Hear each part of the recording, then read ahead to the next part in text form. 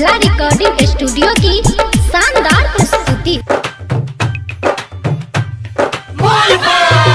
देवघर चलू यो मीता बोलबम चलू यो, देवघर चलू यो मीता बोलबम चलू यो।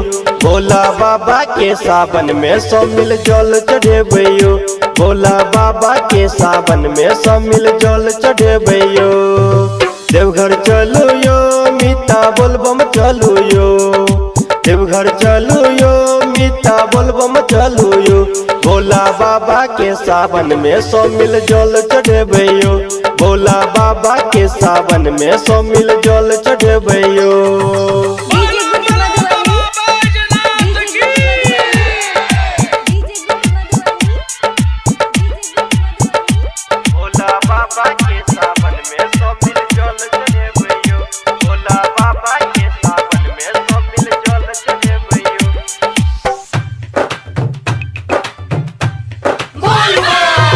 मेहत सजेते यो मीता कोठिया सजेते यो, पट्टी टोल सजेते यो मीता नटोल सजेते यो।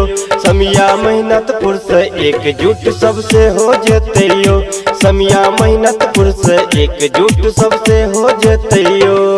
भरोल सजेते यो मीता रयमो सजेते यो, सरसोपाही सजेते यो मीता डेवारी सजेते यो।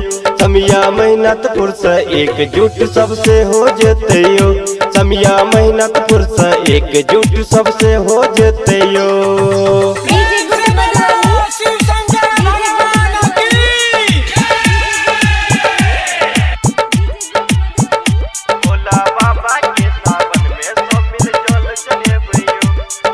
अभी आप सुन रहे हैं झंझारपुर से मिथिला रिकॉर्डिंग स्टूडियो की शानदार प्रस्तुति।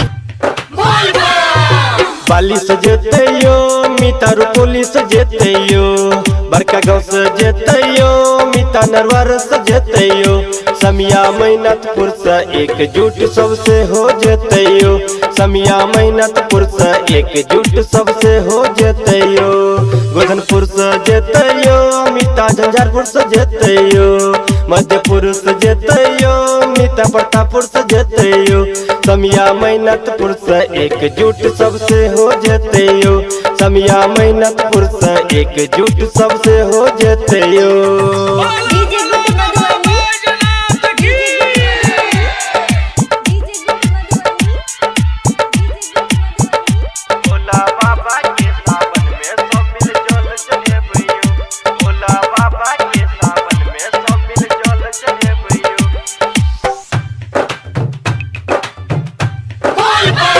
छोटू काबर सजोना यो, राजू जोलो उठोना यो, बोलबम नारा लगोना यो मीता नारा लगोना यो।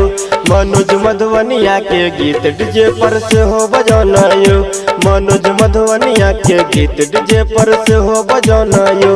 विनोद कावर सजाना यो, राम बाबू जोलो उठोना यो, बोलबम नारा लगोना यो मीता नारा लगोना यो।